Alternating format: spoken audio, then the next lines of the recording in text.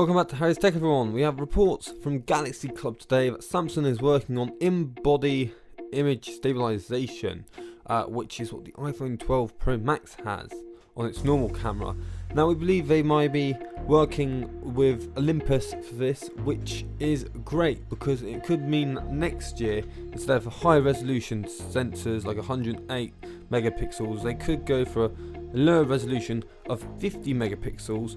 And then using the in-body stabilization, they could get resolutions of up to even 200 megapixels, which would be absolutely amazing. They do this by moving the sensor 4 times to the left, up, and then to the right, and then back down again, basically putting 4 times the amount of resolution as originally was in a photo.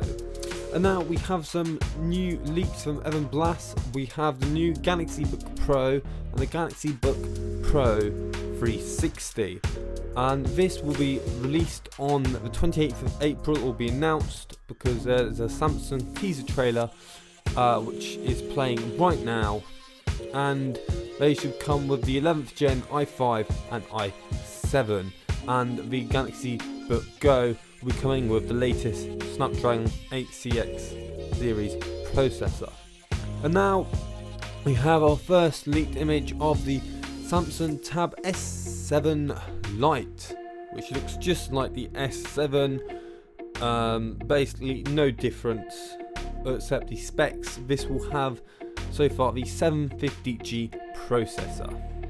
And now Ice Universe leaked an image of the ZTE Axon 30 Ultra, which is simply amazing. It has 3 64 megapixel cameras.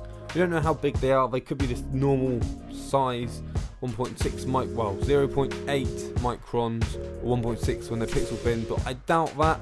It also has a zoom, periscope zoom, and looks actually surprisingly like the Note 20 Ultra, which I think they've copied. But that does it for today's video. If you did, leave a like, subscribe, leave a comment, and I will see you in the next one.